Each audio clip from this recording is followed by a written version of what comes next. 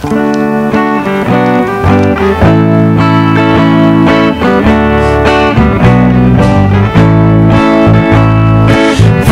criaturas de Deus Pai, todos erguei a voz, cantai, louvai-o, aleluia, todos adorando a refugir, tudo em prata reluzir, oh louvai-o, aleluia, aleluia, aleluia. Ó boa terra que nos dás, infinitas bênçãos canta já, louvai-o, aleluia, frutos e flores juntos dai, amor a Deus, Senhor e Pai, ó louvai-o, aleluia, aleluia, aleluia. Vós, homens sábios e de bem, a todos proclamai também, louvai-o, aleluia, louvor ao Filho, glória ao Pai, e ao Santo Espírito louvai, oh louvai-o, aleluia, aleluia, aleluia.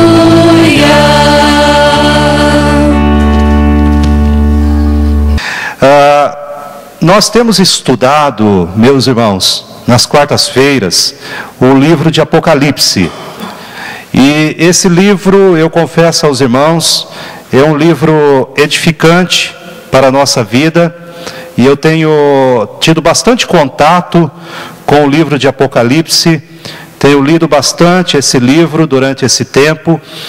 E também ao que diz respeito a ele, dos seus comentários, de pessoas, homens de Deus que escreveram a respeito dele. E eu quero trazer nesta noite uma breve meditação nesse texto, que está ali em Apocalipse capítulo 1, versículos 12 ao 16. Apocalipse, o último livro da Bíblia, não há como não encontrá-lo. Capítulo 1, versículos 12 ao 16.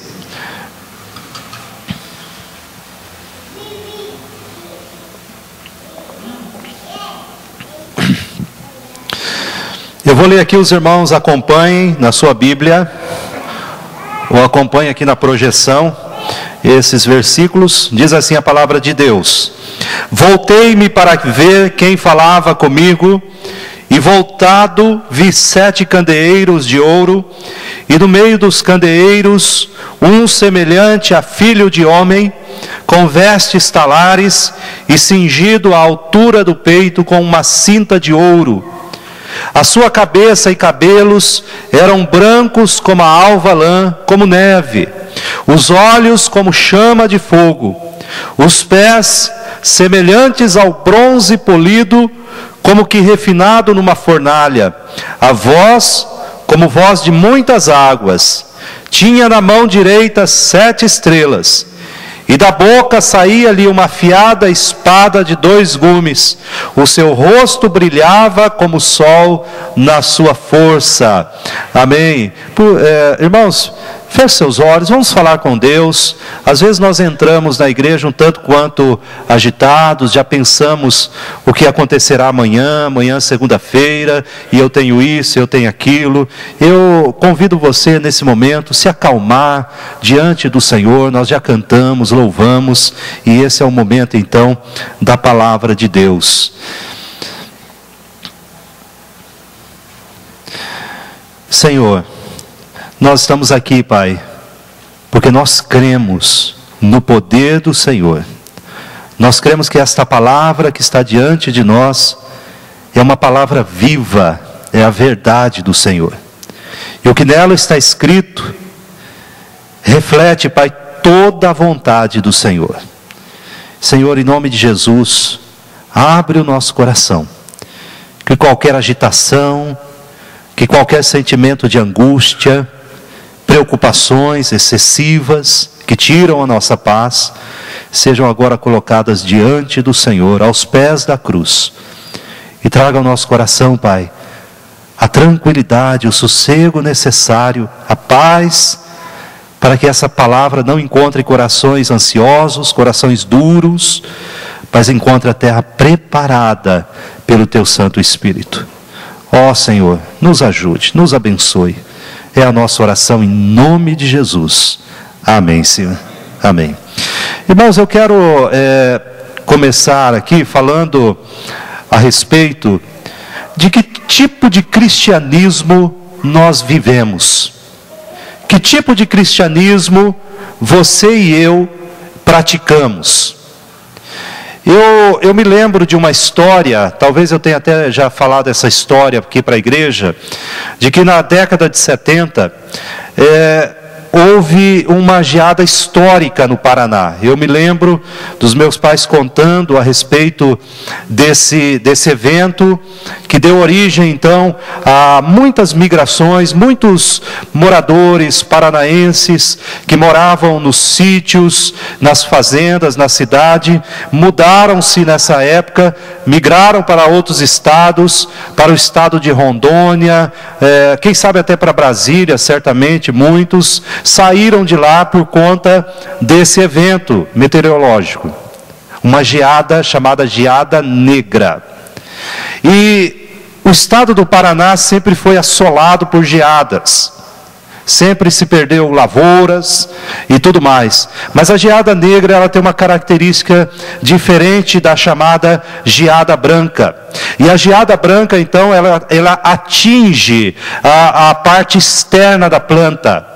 Ela murcha a folha, ela seca a folha, ela faz com que a árvore derrube todos os seus frutos e as suas folhas, mas ela não mata a planta. Ela não mata a planta. No outro ano, aquela planta novamente se recupera. Mas a geada negra é de uma característica diferente. A geada negra, ela congela a seiva da planta. E ao congelar a seiva da planta, ela mata essa planta de tal forma que não há mais solução para ela. Tem que se arrancar. Arranca-se aquele pé de café, aquela planta, ela não serve mais, ela morreu. Porque foi congelada a sua seiva, aquilo que dava vida àquela planta. Irmãos, isso pode ser aplicado também à nossa vida espiritual. Muitas vezes na nossa vida espiritual, nós passamos também por momentos de crise, momentos intensos, momentos de frieza, mas nós devemos clamar insistentemente ao dono da igreja, ao Senhor da igreja, para que ela não congele a nossa seiva, a nossa vida espiritual. Que nós possamos ter perda sim por conta disso, mas jamais nós devemos clamar ao Senhor que jamais a nossa fé seja de tal forma abalada que nós possamos abandonar a vida com Deus. E muitas vezes, irmãos, por isso que eu perguntei, que tipo de cristianismo nós vivemos? Que tipo de cristão, de crente, de homem ou mulher, ou adolescente, ou jovem que aqui está, você tem sido? Qual é o tipo de relação com Deus você tem mantido? Ao olhar para esse texto, o texto diz para nós que Jesus Cristo anda no meio das igrejas. Ele identifica então essas igrejas como candeeiros. E a palavra de Deus diz que Jesus Cristo não somente anda no meio da igreja, assim como Ele está no nosso meio nesse exato momento, não apenas aqui no nosso meio, mas Ele anda no meio da igreja. E ao andar no meio da igreja, a igreja que está nas mãos do Senhor, o qual Ele é o Senhor da igreja, o cabeça da igreja, a palavra de Deus nos relata também que aquele que anda no meio da igreja, no capítulo 2, versículo 2, diz que ele conhece a igreja. O capítulo 2, versículo 2, a todas as igrejas, as 7 igrejas da Ásia Menor, ele tem essa expressão: eu conheço você, eu sei quem você é, eu sei aonde você anda, eu sei quais são os seus pensamentos. E nós lembramos lá do Salmo 139, que a palavra de Deus nos diz que ainda a palavra não me chegou à língua, e o Senhor as conhece todas. Ele conhece o nosso sentar e o nosso levantar, Ele conhece o nosso andar, Ele conhece todas as coisas, está nas mãos do Senhor. Aquele que tem a igreja nas suas mãos, Ele conhece profundamente esta igreja. Portanto, irmãos, tanto para mim quanto para você, isso é uma palavra extremamente importante, porque nós não temos o que esconder de Deus, nós não temos o que mascarar de Deus. Ele nos conhece. E você entrou nesta noite aqui, e saiba de uma coisa, você e eu, que o Senhor te conhece. Ele sabe a respeito de você. Eu quero olhar aqui rapidamente com os irmãos, a partir desse texto de Apocalipse capítulo 1, aprender aqui com apenas 2 igrejas, de como muitas vezes nós podemos compactuar com o mundo, e ao compactuar com o mundo, nós podemos ter a nossa vida com Deus comprometida. E isso é uma realidade. Se você pegar o texto de Apocalipse capítulo 2, versículo 24, nós encontramos aqui uma igreja chamada Tiatira. E essa igreja é conhecida então por uma igreja que tentou espiritualizar o pecado. E como nós podemos fazer isso? E como nós podemos cair nesse erro tão fatal? Espiritualizar o pecado. Capítulo 2, versículo 24 das Escrituras Sagradas, a Bíblia diz assim: digo todavia a vós outros, os demais de Tiatira, a tantos quantos não têm essa doutrina, e que não conheceram, como eles dizem, as coisas profundas de Satanás, outra carga não jogarei sobre vós. Essa era a menor das igrejas ali presentes. Das 7 igrejas, Tiatira era a menor igreja, bem pequena, e a igreja enfrentava uma pressão muito grande vinda do comércio. Para os irmãos terem uma ideia, aos crentes ali daquela época que trabalhavam no comércio ou possuíam comércio, eles sofriam uma pressão extremamente grande, intensa, porque todas as associações comerciais, todas as profissões, todos os que trabalhavam no ramo de comércio em Tiatira deveriam ser adeptos a algum deus, algum ídolo, alguma entidade. Então havia a entidade que cuidava do ourives, havia a identidade que cuidava do sapateiro, havia a identidade dos que cuidavam de roupa, e assim todas as associações comerciais tinham um padroeiro ou uma padroeira, um deus, um ídolo, que cuidava então daquele tipo de profissão. Então, sem contar que essas associações, então, davam-se festas, e nessas festas eles comiam as carnes sacrificadas aos ídolos, e muitas destas festas, dadas aos padroeiros daquelas profissões, também se praticava prostituição cultual. Então os crentes eram pressionados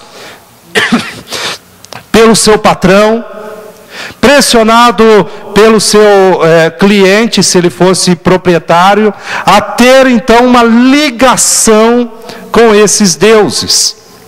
E a igreja de Tiatira estava sofrendo isso, e os cristãos estavam nessa situação delicada.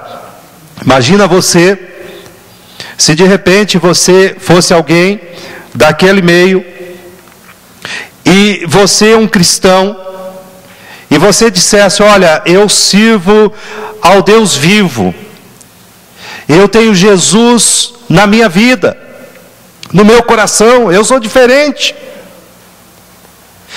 e de repente o seu patrão dissesse: então você não tem lugar aqui, você está desempregado, pode ir embora, não queremos você aqui.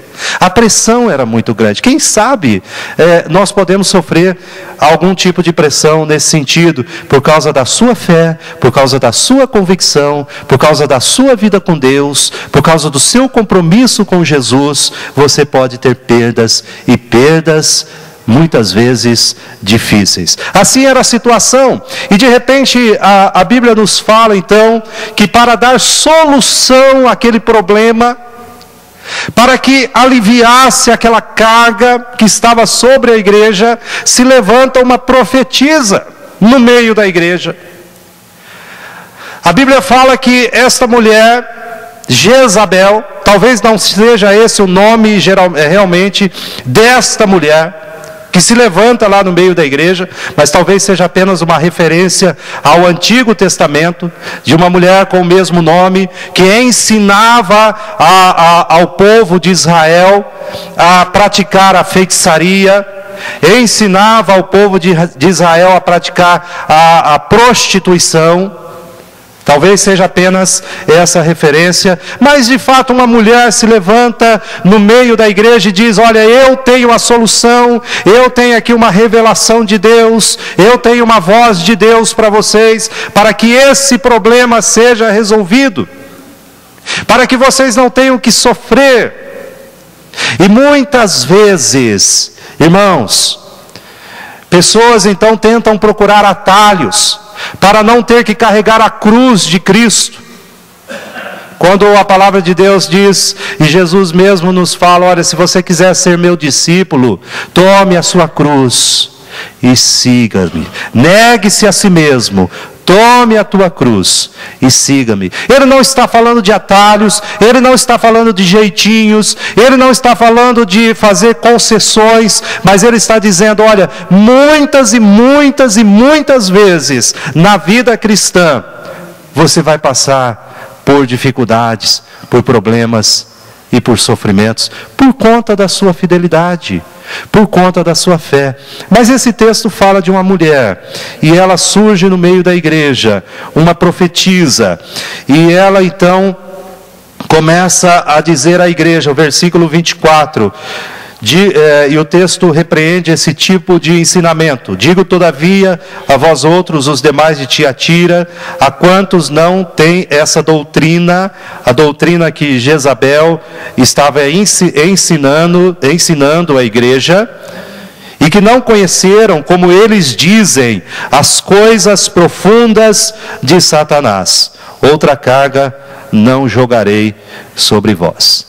Então o que essa mulher estava ensinando? As coisas profundas de Satanás. Qual era a lógica dessa doutrina? Ela dizia assim, então, para aqueles que estavam sendo tentados, para aqueles que estavam sendo pressionados: olha, ceda, não tem problema, vai lá e se filie então a este Deus, a esta imagem, se prostre diante dela. Se te obrigarem a prostituir-se, faça isso, porque a lógica dela era: conheça as coisas profundas de Satanás, conheça o pecado, experimente o pecado, para que você então possa conhecê-lo por dentro e ser mais agradecido a Deus por ter te livrado dele. Então essa era a lógica: peque, pode pecar, porque afinal de contas Cristo Jesus já morreu pelo pecado, então não tem problema, experimente o pecado.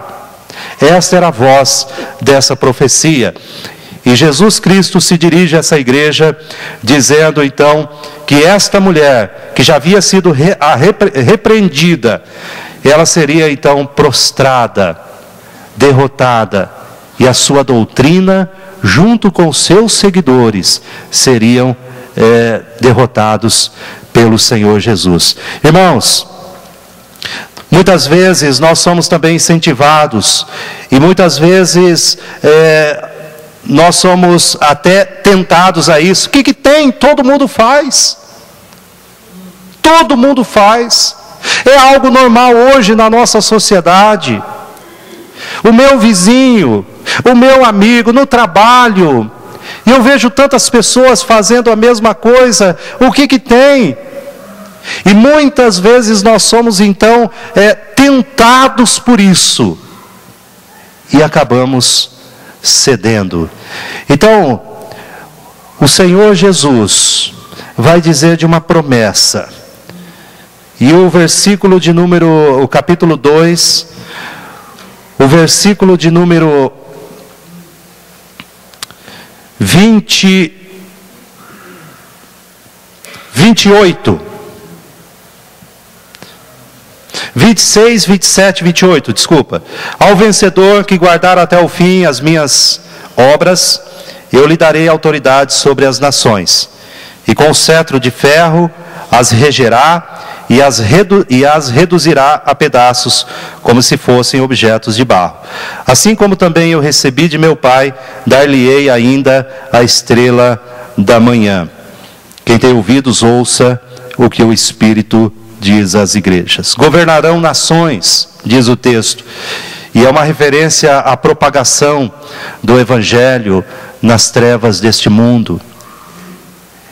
E, irmãos, ele fala que receberão a estrela da manhã.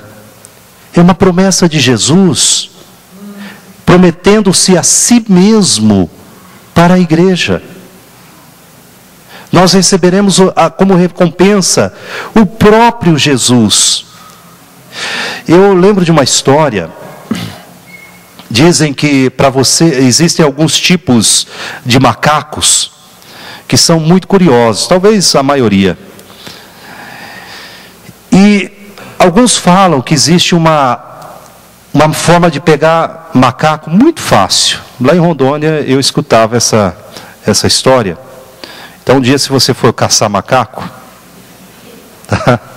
você faça essa armadilha. Você pega uma caixa fechadinha, uma caixa de madeira, ou um coco seco, grande, faz um furinho, aonde cabe a mãozinha do macaco, fechada, e coloca umas pedrinhas lá dentro. Ele chega, olha, balança, vê que tem alguma coisa lá, enfia a sua mão e pega as pedrinhas. E quando ele tenta tirar, não sai. Ela entra vazia, mas com as pedras na mão, não sai. E para ele se libertar, apenas abra a mão e solte as pedras. Mas ele acha que pegou alguma coisa muito valiosa. E ele não solta. E os caçadores então se utilizam dessa armadilha, dessa estratégia para pegá-los. Eles são tão curiosos que ao pegar aquelas pedrinhas e tentar tirar e não sai, eles acham que tem um tesouro na mão e não soltam e são capturados facilmente, que eles não conseguem subir nas árvores carregando então uma caixa ou um coco pesado. E eles são capturados. E muitas vezes também, meus amados irmãos, isso pode ser aplicado na nossa vida, que às vezes nós somos de tal forma seduzidos por este mundo, que achamos que temos um tesouro muito valioso nas mãos, que conseguimos algo maravilhoso. E aí então somos presas fáceis para Satanás, para este mundo. Enquanto que esse pretenso tesouro, que muitas vezes achamos que temos, este amor pelo mundo, este amor pelo pecado, simplesmente tem nos levado a uma derrota espiritual. E como a palavra de Deus nos diz em Hebreus, capítulo 12, que nós devemos nos despojar. E ele fala que nós devemos abandonar todo peso e pecado. E ele se utiliza dessa linguagem, peso e pecado. Existem coisas na vida da gente que podem nos levar ao pecado. É um peso que nós estamos carregando. É algo que o Senhor Jesus está nos dizendo: olha, abandone isso para que a sua carreira cristã seja uma carreira mais eficiente. E assim, nós muitas vezes somos presos por causa disso. O Senhor Jesus, Como diz aqui em Apocalipse, ele conhece a igreja, ele anda no meio dos candeeiros, como está aqui no capítulo 1, versículo 13, no meio dos candeeiros, um semelhante a filho do homem. E João então descreve a figura de Jesus, que tem na sua mão direita a igreja, está lá, ele conduz a igreja, ele conhece a igreja, ele conhece você, ele me conhece, ele sabe qual é a sua fraqueza, a sua necessidade, ele sabe muitas vezes as suas desculpas, sempre. Ele sabe aonde você está errando, e não há o que esconder do Senhor. Simplesmente dizer: Senhor, o que é mais precioso para mim não é este mundo, não são essas coisas, mas o que é mais precioso para mim é obedecer ao Senhor. Então, irmãos, não sejamos como este macaco curioso, que por causa da sua curiosidade, ele não abandona aquilo que ele pegou, mas possamos abrir mão do pecado na nossa vida, para que não sejamos presas fáceis de Satanás. Eu quero também observar uma outra igreja.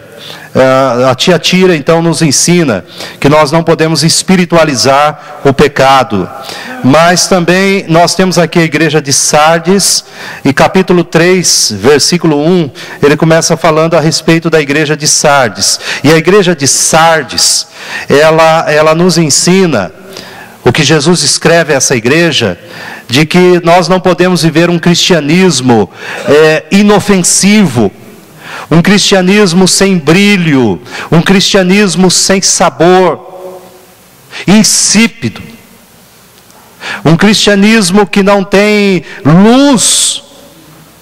Então a igreja de Sardes estava vivendo um cristianismo assim. No capítulo 3, versículo 1, diz assim: ao anjo da igreja em Sardes escreve: estas coisas diz aquele que tem os 7 Espíritos de Deus e as 7 estrelas. Conheço as tuas obras. Vamos ler o resto todos juntos? Que tens nome de que vives e estás morto. Essa era uma igreja que carregava o nome de quem vivia, mas na verdade era uma igreja que estava morta, uma igreja inofensiva, uma igreja sem brilho, uma igreja sem sabor. A única coisa que ela tinha era o nome. Era o nome. E quantos, irmãos, quantas vezes na nossa vida nós atravessamos momentos que a única coisa que nos sobra é o nome. Ah, eu sou cristão. Ah, eu sou crente. É só isso que sobrou. Mas o nosso pensamento, as nossas atitudes, as nossas motivações, elas não estão mais relacionadas com o Senhor da igreja, que conhece a igreja, o Senhor Jesus Cristo. A cidade de Sardes, ela ficava no alto de uma colina, e conta a história que essa cidade, né, que tinha um acesso muito difícil, conta a história que seus moradores achavam que ninguém jamais poderia saquear aquela cidade. Era impossível tomá-la. Um acesso difícil, estratégico, mas acontece que essa cidade foi saqueada, tomada 2 vezes, em 549 e 218 antes de Cristo, ela foi tomada. Então a história conta que os saqueadores de Sardes vieram como ladrão na noite. Ninguém esperava, ninguém achava que alguém pudesse tomar a cidade de Sardes, porque ficava num lugar difícil, e vieram e tomaram, saquearam a cidade por 2 vezes. Jesus então faz uma comparação com a história da cidade e também com a vida cristã. E ele diz aqui no capítulo 3, versículo 3, capítulo 3, versículo 3. Lembra-te, pois, do que tens recebido e ouvido, guarda-o e arrepende-te, porquanto, se não vigiares, virei como ladrão, e não conhecerás de modo algum em que hora virei contra ti. Irmãos, vieram como ladrão e conquistaram aquela cidade. E Jesus diz, da mesma forma, eu digo para vocês, como igreja, vocês estão vivendo com o nome de quem vive, mas estão mortos. Tomem cuidado, se voltem ao Senhor, se arrependam, não se conformem com a situação espiritual de vocês. Busquem o Senhor. E como diz Isaías, buscai o Senhor enquanto se pode, o quê? Achar, invocai-o enquanto Ele está perto. Porque senão virei como ladrão, e você não saberá a hora em que veio.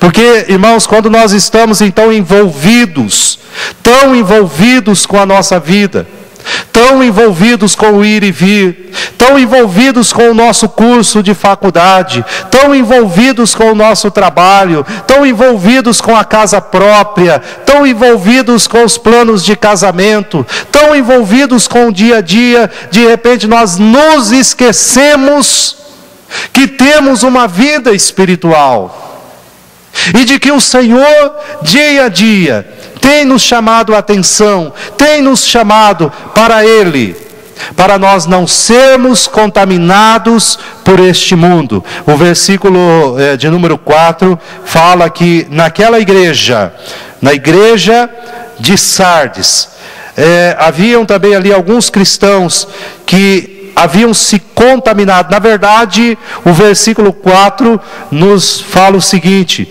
tens contudo em Sardes umas poucas pessoas que não contaminaram as suas vestiduras. A distração espiritual, a morte espiritual, aquele que tinha nome de que vivia, mas estava morto, o evangelho sem vida, o evangelho sem sabor, o evangelho sem graça, uma vida cristã aos trancos e barrancos, havia contaminado quase todos aqueles irmãos, a tal ponto de Jesus dizer para a igreja: tem poucas pessoas aí, poucas, que não contaminaram as suas vestiduras, e andarão de branco junto comigo, pois são dignas. Irmãos, essa igreja aqui, ela não tinha problemas de perseguições, essa igreja não tinha problemas de heresias, não, mas essa igreja não tinha virtudes. Talvez seja mais fácil para nós vivemos um evangelho de qualquer jeito. Sabe, afinal de contas não vale a pena ficar então me desgastando com isso. Certo, você não será perseguido realmente, você não terá problemas realmente, talvez você não tenha nem perdas, mas diante de Deus você terá que prestar contas daquilo que você tem feito, e eu tenho feito. Irmãos, existe um texto na palavra de Deus, eu quero que você abra ou acompanhe, ele vai aparecer aqui também, Lucas 17, versículos 26 ao 30.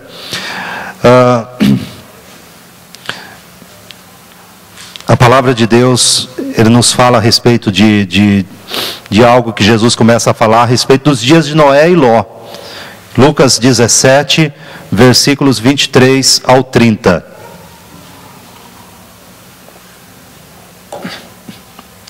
E esse texto, ele fala que a maior indignidade que nós podemos cometer contra Jesus, que qualquer cristão pode cometer contra Jesus, é deixá-lo numa posição secundária.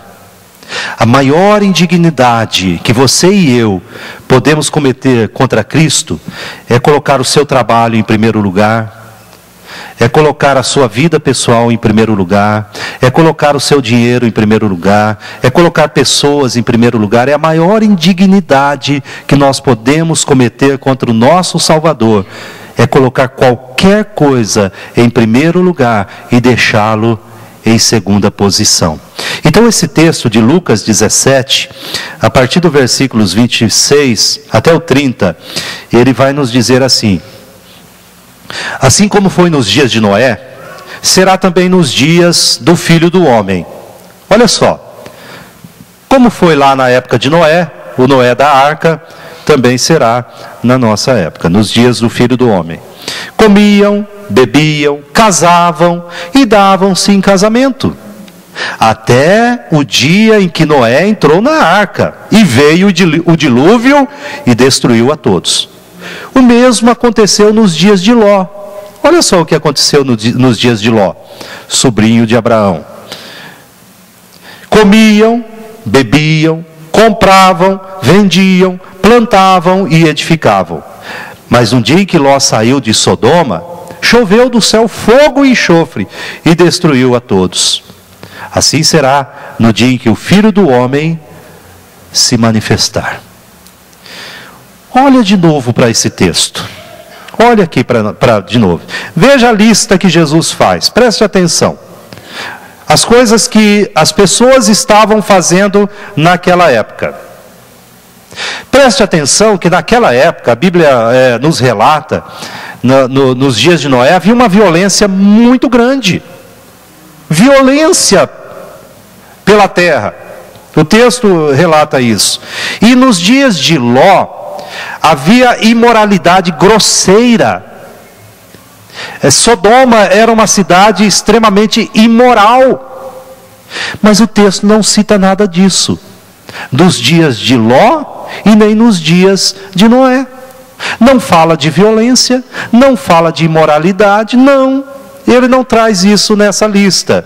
Ele diz que as pessoas, elas estavam fazendo, imediatamente antes da condenação cair sobre elas, elas estavam fazendo coisas que todos nós fazemos. Elas estavam comendo, mas ele não cita glutonaria aqui. Elas estavam bebendo, mas não cita alcoolismo, não menciona perversões, nada disso.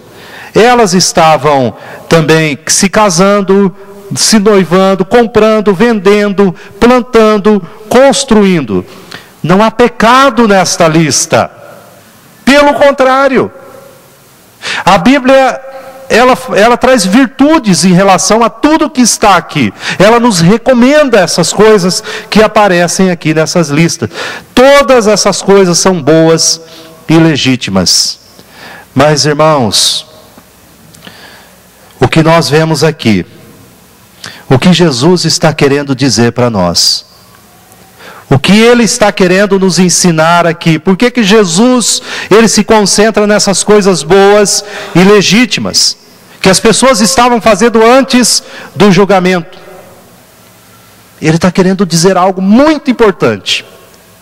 Ele está dizendo para nós, irmãos, que essas pessoas foram tão absorvidas pelos seus próprios interesses. Elas foram tão absorvidas pelo comprar, pelo vender, pelo casar, pelo noivar, todas essas coisas legítimas, pelo comer, pelo beber, que esqueceram de Deus. Elas mudaram a prioridade. E ao mudar essa prioridade, ao colocar essas coisas em primeiro lugar, elas desonraram Jesus. Essas coisas são legítimas para nós. Tanto é que Jesus Cristo nos fala lá em Mateus 6, buscai, pois, em primeiro lugar o quê? O reino de Deus. E todas estas coisas, que coisas? Ele está falando, né? Ele fala, olha, vestir, comer. Ele vai dando uma série de coisas que são legítimas, né? Olha, tá vendo os passarinhos? Então, eles não plantam, eles não ajuntam em celeiro, mas eu falo para vocês, olha, eu vou dar o alimento para vocês. E eu sustento esses pássaros. Está vendo a planta do campo que nasce lá de qualquer jeito? Ninguém plantou.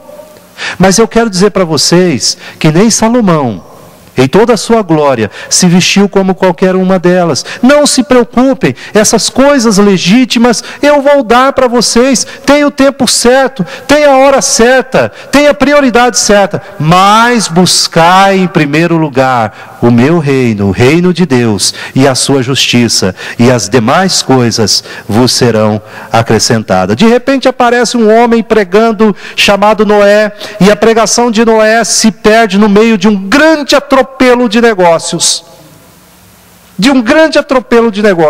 Ninguém deu atenção para aquele homem, porque todos estavam muito ocupados.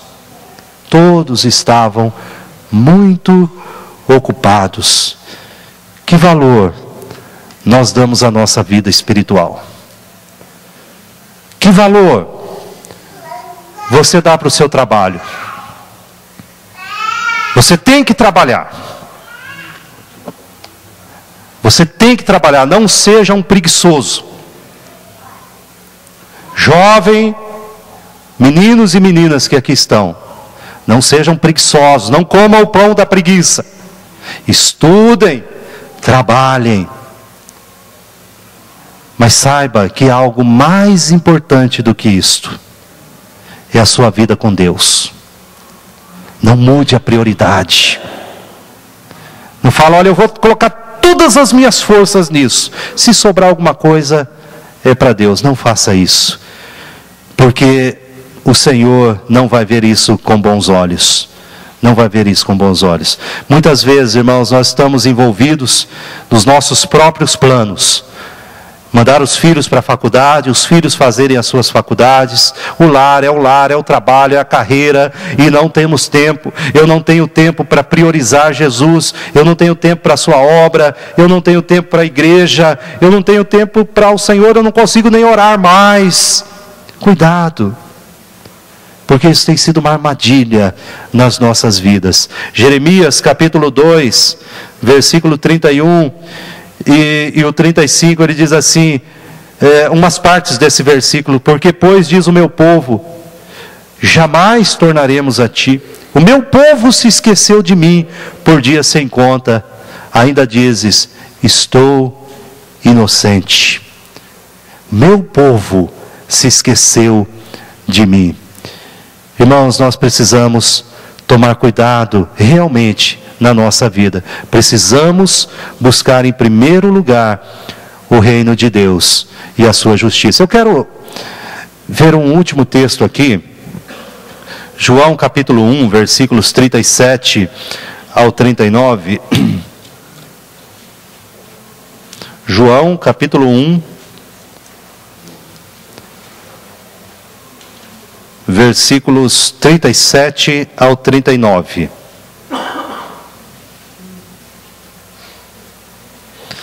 Vamos ler, eu vou ler a partir do 35.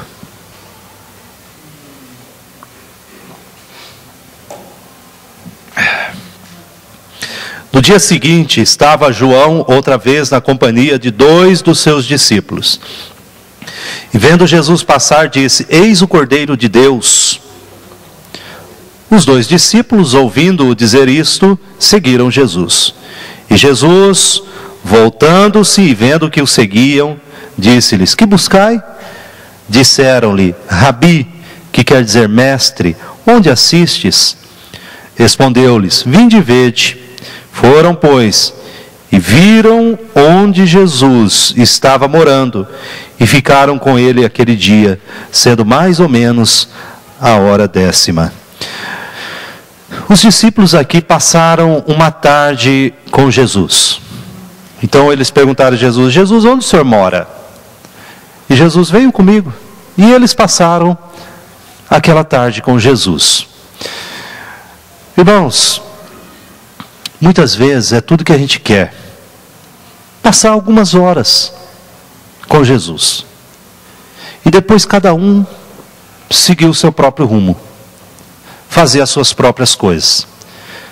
Nós falamos, bom, eu vou na igreja domingo, vou passar ali aquele tempo, e é o suficiente. E depois eu vou cuidar da minha vida. Mas existe um texto, lá em Lucas 24, versículo 29. O Lucas 24 fala de dois discípulos descendo pelo caminho de Emaús. E de repente se coloca ao lado deles mais uma pessoa, a pessoa de Jesus. E eles vão descendo juntos. E Jesus então vai conversando com aqueles dois homens que estavam tristes pela morte de Jesus. E eles não sabiam que era o Redentor que estava ali ao lado deles. E o versículo de número 29... o capítulo 24 de Lucas, versículo 29, fala que os discípulos de Emaús, quando Jesus então faz menção de passar do lugar, eles chegaram na casa deles, e Jesus então faz menção de seguir adiante, e eles falam uma frase que tem extrema importância na nossa vida: fica conosco, Senhor, fica conosco. E o texto continua dizendo, e entrou para ficar com eles. Irmão, não se conforme de ficar com Jesus apenas um tempo. Não se conforme com isso. O Senhor da igreja, o que conhece a igreja, Ele precisa estar conosco todos os dias, até a consumação do século. Eu não sei como está a sua vida espiritual, a sua relação com Deus. Eu não sei qual é a sua prioridade ao entrar aqui nesta noite. Alguns têm prioridades diferentes. Mas eu quero dizer para você que talvez você esteja fazendo coisas legítimas, mas você tem errado na prioridade. Não tem colocado Deus em primeiro lugar. E a palavra de Deus nos diz que isso é realmente uma indignidade contra Deus. E se você tem feito isso, o Senhor te conhece. Volte-se para Ele. E diga, como aqui no texto de Lucas 24, versículo 29, Jesus fica conosco. E a palavra de Deus diz que Jesus é tão amoroso, que Ele entra e fica com aqueles discípulos, e entra para ficar com eles. Qual tem sido a sua prioridade? Deus sabe que você precisa do seu trabalho. Deus sabe que você precisa passar na faculdade. Deus sabe que você precisa dos seus estudos. Deus sabe que você precisa ganhar dinheiro. Mas nunca use isso como desculpa para se afastar de Deus. Não faça isso. Não erre nisto, mas coloque o Senhor Jesus como primeiro na sua vida, e você vai ver que, como todas as demais coisas que traz tanta ansiedade ao nosso coração, serão acrescentadas, abençoadas, e a nossa vida então estará nas mãos daquele que tem a igreja nas suas mãos, e conhece a igreja, e consola a igreja, e trata a igreja, e transforma a igreja. Vamos orar. Feche seus olhos. Por um momento, eu quero lembrar você que você está na igreja, e significa que é um momento que nós podemos refletir. Esqueça o celular, esqueça a pessoa que está do lado. Eleve seu pensamento agora a Deus e faça uma oração. Se você tem sentido que a sua vida espiritual está longe de Deus, talvez você diga, estava melhor, mas agora não está. O Senhor está aqui. Deus está aqui. O Senhor Jesus está no nosso meio.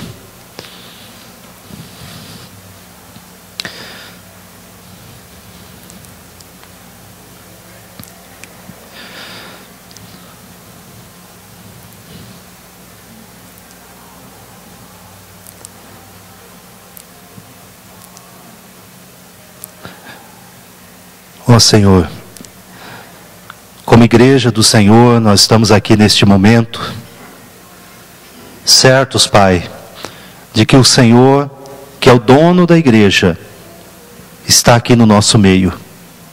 A Tua presença santa e bendita é prometida na palavra, na Tua palavra, de que aonde a igreja estivesse reunida, o Senhor estaria ali em graça e poder.